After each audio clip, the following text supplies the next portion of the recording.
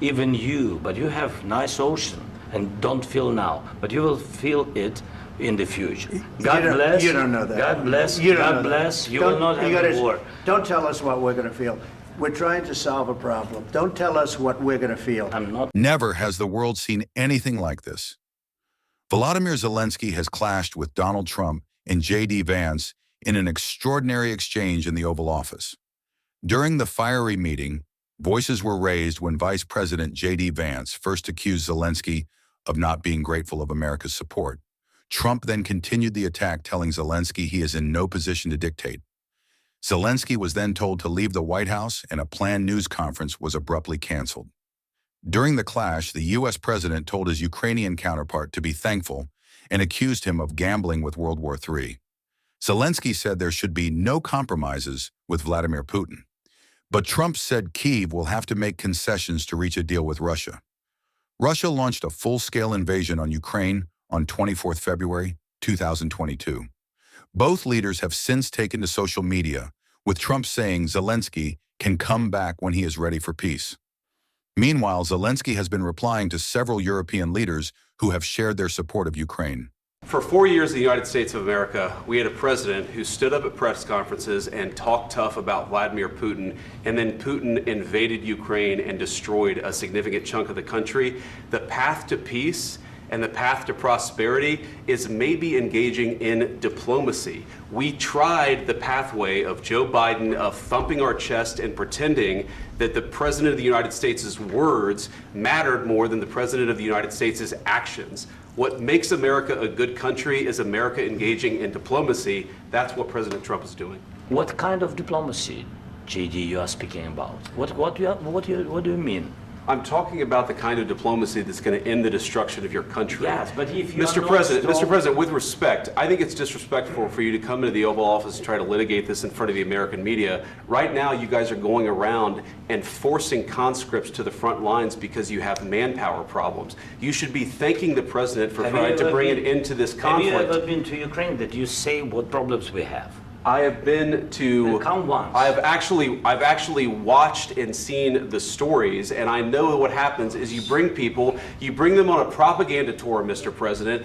Do you disagree that you've had problems bringing people into your military? And do you think that it's respectful to come to the Oval Office of the United States of America and attack the administration that is trying to prevent the destruction of your country? A lot of questions. Let's start from the beginning. Sure. First of all, during the war, everybody has problems. Even you, but you have nice ocean and don't feel now, but you will feel it in the future.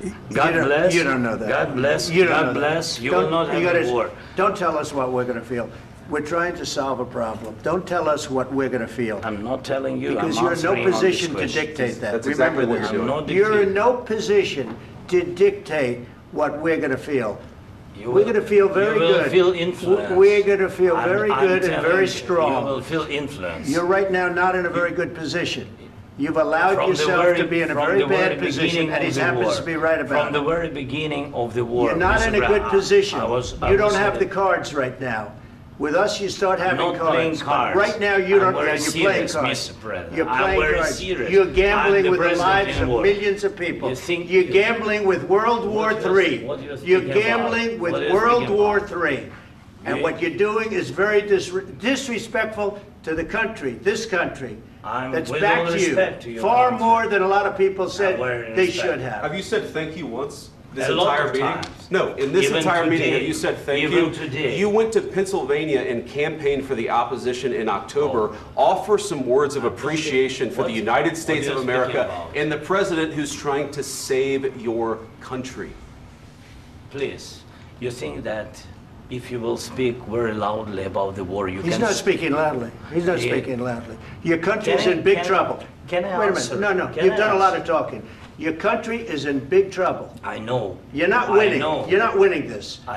you have a damn good chance of we are coming out staying, okay because of Mr. us. President, we are staying in our country, staying strong from the very beginning of the war. We've been alone, and we are thankful. I said thanks You haven't in been this alone. cabinet, You and haven't not been only alone. in this cabinet. We gave you, through I this said thank stupid you. president, $350 billion.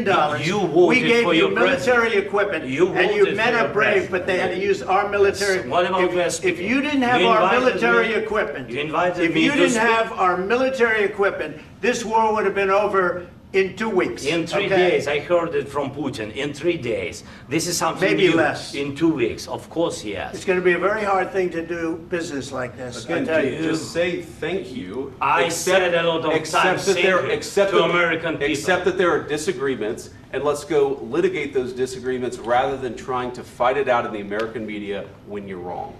We know that you're wrong. But you see, I think it's good for the American people to see what's going I on. The understand. problem is, I've empowered you to be a tough guy.